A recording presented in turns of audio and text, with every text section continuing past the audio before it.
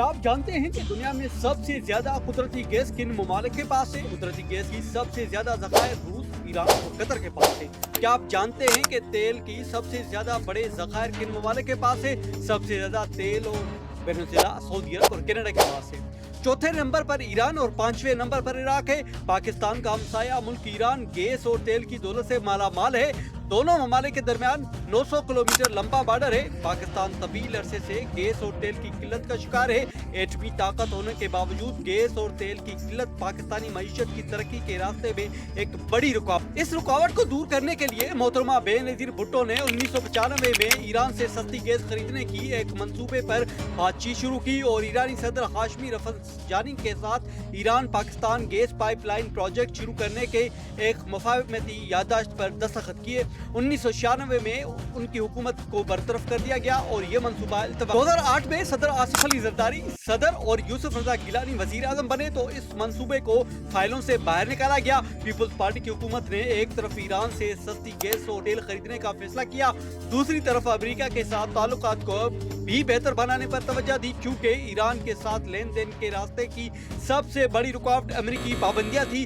कुछ ही अरसे में सदर आसिफ अली जरदारी को एहसास हुआ कि ईरान से गैस खरीदने पर सिर्फ अमेरिका नहीं बल्कि सऊदी अरब को भी तहफ़्फ़ुज़ात है। पाकिस्तान किसी सूरत सऊदी अरब को नाराज नहीं कर सकता था, लिहाजा सदर आसिफ अली जरदारी ने चीन की ताईद से ईरान और सऊदी अरब में मुफाहमत के लिए कोशिशों का आगाज किया।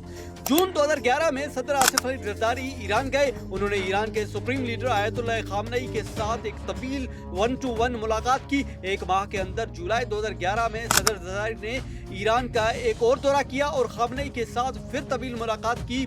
दूसरी तरफ चीन की हुकूमत ने सऊदी अरब से बैकडोर डिप्लोमेसी शुरू की, जिसके बाद ईरान और सऊदी अरब में डेडलॉक खत्म हुआ तो 2013 में सदर जरदारी ने ईरानी सदर अहमदीनेजाद के हमरा Pakistan Iran gas pipeline project का इफ्तिताह कर दिया। कुछ अरसे के बाद नवाज शरीफ वजीर आजम बन गए और जरदारी साहब की पहली टर्म खत्म हो गई।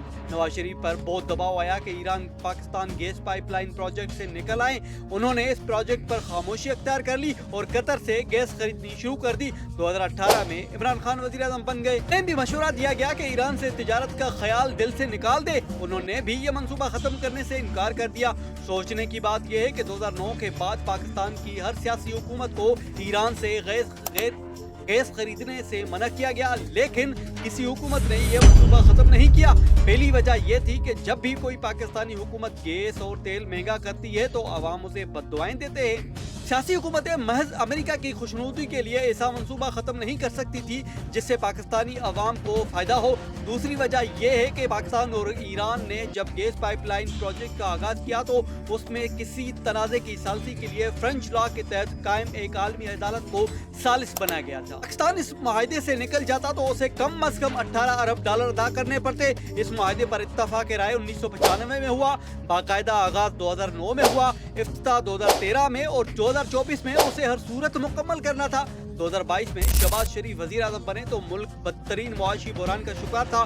डिफॉल्ट का खतरा सर मंडला रहा था। पाकिस्तान कभी चीन और कभी सऊदी अरब से कर्ज लेकर डिफॉल्ट से बच रहा था। IMF से मुआहदे की कोशिश की जा रही थी और इस सूरत हाल में अमेरिका को नाराज करना मुमकिन नहीं था, लिहाजा गैस पाइपलाइन प्रोजेक्ट पर खामोशी अख्तियार कर दी गई। मार्च 2023 में एक बड़ा ब्रेक थ्रू हो गया। ईरान और सऊदी अरब में मुफाहमत की कोशिशें कामयाब हो गई। चीन ने दोनों ममालिक में सुलह करवा दी। किसी को याद न था कि ईरान और सऊदी अरब में दोस्ताना ताल्लुकात की बहाली के लिए कोशिशों का आगाज कब और किसने किन मकासद के लिए किया था। बहरहाल बीजिंग ने ईरान और सऊदी अरब के वज़राए खारजा के दरमियान मुलाकात के फौरी बाद मई 2023 में पाकिस्तान के वज़ीर आज़म शहबाज शरीफ ने ईरान से सस्ती बिजली खरीदने की एक मुआहदे पर दस्तखत किए। ख्याल था कि अब ईरान से गैस खरीदने के प्रोजेक्ट को भी मुकम्मल कर लिया जाएगा, लेकिन अमेरिका ने साफ साफ बता दिया कि ईरान से गैस खरीदने का मतलब पाकिस्तान पर इक्तिसादी पाबंदियों का आगाज होगा। पाकिस्तान ने अमेरिकी धमकियों के बाद इस मंसूबे को फिर इल्तवा का शिकार कर दिया, लेकिन दूसरी तरफ ईरान की हुकूमत बेचैन हो रही थी। معاہدے کے مطابق ایران اپنے حصے کی پائپ لائن بچھا چکا، اب باقی کام پاکستان نے کرنا تھا، اور اگر مارچ 2024 تک پاکستان اپنے حصے کا کام مکمل نہیں کرتا تو پھر ایران نے پاکستان کو لیگل نوٹس دینا تھا، اور اگر ایران لیگل نوٹس نہ دیتا تو ستمبر 2024 کے بعد اسے نوٹس دینے کا اختیار بھی نہ تھا۔ ایران نے نوٹس دے دیا، جس کے بعد امریکی اور بھارتی میڈیا میں دھوم مچ گئی کہ اب پاکستان نے ایران کو $18 ارب ادا کرنے ہیں۔ نوٹس ملنے کے بعد پاکستان نے فرینچ عدالت میں قانونی کارروائی کا سامنا کرنے کی تیاری شروع کر دی، لیکن اس دوران ایران پر اسرائیل نے حملہ کر دیا۔ خلاف توقع پاکستان اور سعودی عرب نے ایران کی بھرپور سفارت دی۔ اس کے بعد پاکستان اور ایران کے تعلقات میں گرمجوشی پیدا ہو گئی۔ چند دن قبل آذربائیجان میں ایران کے صدر ڈاکٹر مسعود طویل عرصے کے بعد پاکستان اور ایران کے تعلقات میں گرمجوشی پیدا ہو گئی۔ چند دن قبل آذربائیجان میں ایران کے صدر ڈاکٹر مسعود پزشکیان نے وزیر اعظم شہباز شریف کو بتایا کہ ایران کے سپریم لیڈر آیت اللہ خامنئی نے ہمیں گیس پائپ لائن پروجیکٹ کے معاملے پر مزید قانونی کارروائی سے روک دیا ہے اور بات چیت کے ذریعے مسئلے کو حل کرنے کی ہدایت کی ہے۔ وزیر اعظم شہباز شریف نے فوری طور پر نائب وزیر اعظم اسحاق ڈار کی سربراہی میں ایک کمیٹی بنا دی جو یہ معاملہ جلد از جلد طے کرے گی۔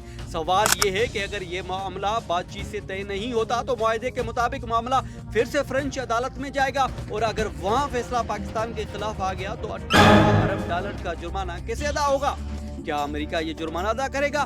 پاکستان حکومت ہر دوسرے تیسرے مہینے کبھی پیٹرول اور کبھی گیس مہنگی کر کے عوام سے، کیا ایران سے سستی گیس، سستا پیٹرول اور سستی بجلی خرید کر عوام کو ریلیف نہیں دے سکتی؟ جہاں تک امریکہ کی پابندی کا خطرہ ہے تو پھر فیصلہ کر لیں کہ اپنی خودی کو بلند کرنا ہے یا $18 ارب ادا کرنے ہیں۔